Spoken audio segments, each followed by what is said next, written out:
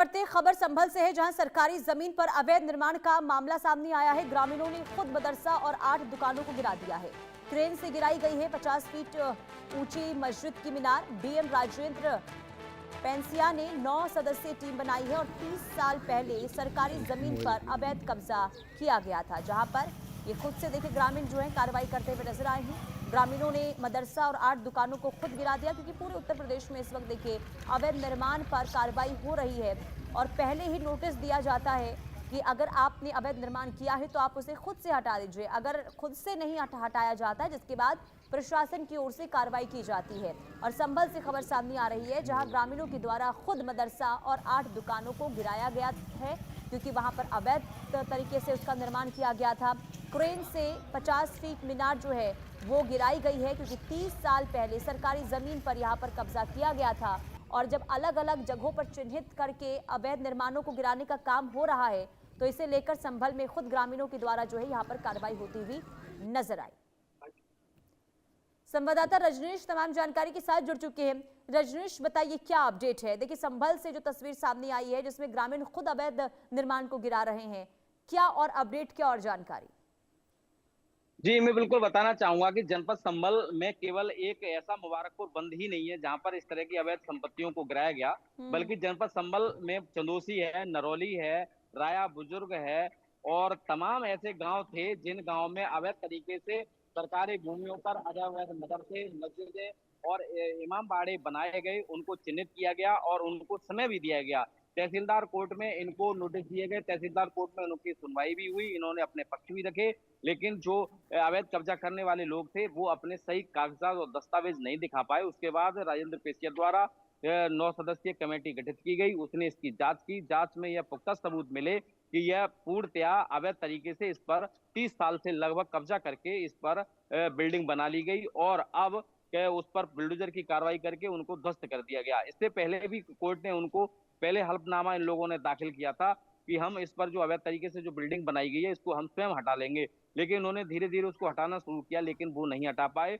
फिर जिला प्रशासन और पुलिस प्रशासन ने संयुक्त कार्रवाई करते हुए इन मस्जिदों और इमाम बाड़ा और तमाम मदरसों को ध्वस्त कर दिया। कल जो 50 फीट की जो मीनार थी उसको भी ध्वस्त कर दिया, तोड़ दिया गया। फिलहाल उसके जो अवशेष हैं केवल वहां पर खंडर में तब्दील कर दिया गया है और पूरी बिल्डिंग और वहां पर जितने भी वहां पर जो भवन बने हुए थे सबको नष्ट नाबूद करके उनके मलबे को भराने का, हटाने का भी काम चल रहा है। अब बताया जा रहा है कि उस पर सरकारी की तरफ से जो भी योजना या जो भी कार्य होंगे वो उस पर किए जाएंगे और भवन के निर्माण के लिए भी कोई भी किसी तरीके की या भूमि की आवश्यकता होगी तो वहां पर भवन निर्माण किया जाएगा, जिसमें पंचायत घर है, पार्क है, तमाम ऐसी चीजें वहां पर बनाई जाएंगी जिससे कि सार्वजनिक तौर पर सभी लोगों को इसका फायदा हो सके। जी। और देखिए संभल की अगर हम बात करते हैं, तो एक बहुत बड़ी समस्या वहां पर रही है अवैध निर्माण को लेकर, और यही वजह है कि लगातार वहां पर देखिए कार्रवाई हो रही है। और कितने जगहों को संभल में चिन्हित किया है जहां अवैध तरीके से निर्माण किया गया है, और वहां पर कब तक कार्रवाई हो पाएगी रजनीश। जी, बिल्कुल मैं बताना चाहूंगा कि अभी संभल है, नरौली है और संभल की भी अभी एक 80 बीघा तालाब है जो कि सरकारी जमीन पर तालाब बना हुआ है, उसे भी पाट करके और कुछ समुदाय लोगों के द्वारा उस पर कब्जा कर लिया गया था, लेकिन वो कोर्ट की शरण में चले गए। कोर्ट ने उनको स्टे दे दिया है और उसकी भी सुनवाई चल रही है। जब तक कोर्ट का आदेश स्टे रहेगा तब तक उस पर कोई भी कार्रवाई नहीं होगी, लेकिन फिलहाल जल्द ही जिस पर अवैध तरीके से 80 बीघा जो तालाब है उस पर जो कब्जा कर रखा है वो भी खाली कराया जाएगा। नरौली में भी एक तालाब है उसको भी खाली कराया जाएगा। अभी बहुत सारी ऐसी जगह हैं जहां पर अभी बुलडोजर की कार्रवाई होनी बाकी है, क्योंकि उनकी सुनवाई अभी तहसीलदार कोर्ट में चल रही है। उनकी सुनवाई की जाएगी, क्योंकि संवैधानिक प्रक्रिया के तहत ही जितनी भी कार्रवाई हुई है संवैधानिक प्रक्रिया के तहत ही हुई है और जब तक उनकी कोर्ट में कार्रवाई होगी, उनकी सुनवाई होगी, जांच पड़ताल होगी, तभी उसके बाद अग्रिम कार्रवाई की जाएगी। क्योंकि जिससे कि अगर कोई भी अगर कोर्ट जाए और उसको कोर्ट में ये कहे कि हमारी बात नहीं सुनी गई, तो पूर्णतः उनकी कोर्ट में न्यायालय जो राजस्व विभाग का जो न्यायालय है उसमें इनकी दलीलें सुनी जाती हैं और जो लोग अपने दस्तावेज प्रस्तुत नहीं करते तो उन पर निश्चित तौर से अवैध कार्रवाई की जाएगी। यह संभल जनपद में ही नहीं, संभल जनपद में हजारों बीघा जमीन जो है एक समुदाय विशेष द्वारा कब्जा कर ली गई, जिन पर अवैध तरीके से मस्जिद, इमारतें और कब्रिस्तान की भूमियों को भी अवैध तरीके से इन लोगों ने नहीं छोड़ा। कब्रिस्तान की भूमियों पर भी इन लोगों ने अवैध तरीके से कब्जा कर रखा है। भूमि जो कब्रिस्तान की भूमि है उनको भी पूरी तरीके से खगाला जा रहा है, उनकी जांच पड़ताल की जा रही है। अभी एक जामा मस्जिद के पास में ये कब्रिस्तान है, उस पर भी बहुत जी। सारी जो मकान बिल्डिंगें हैं वो बना ली गई हैं, उनको भी तोड़ना की प्रक्रिया शुरू की गई थी, लेकिन उन्होंने कोर्ट की शरण ली। कोर्ट ने इनको मौका दिया और सुनने का मौका दिया। फिर दोबारा इनको कोर्ट में इनकी बातें सुनी जा रही हैं और निश्चित तौर से कोर्ट इनकी जो वो अपने दस्तावेज नहीं दिखा पाएंगे और जो जामा मस्जिद के पास में बना हुआ जो कब्रिस्तान है, उस पर बने मकान और इमारतें और जो दुकानें उनको भी खत्म किया जाएगा। उसकी प्रक्रिया भी जल्दी शुरू हो जाएगी और ये अभी होना बाकी है। जी। और रजनीश, जब ये अवैध निर्माण पर कार्रवाई होती है, बुलडोजर के जरिए वहां पर जब एक्शन होता है, उससे पहले जब नोटिस दिया जाता है, कितने दिनों का समय मिलता है ताकि वो खुद अवैध निर्माण को हटा दे?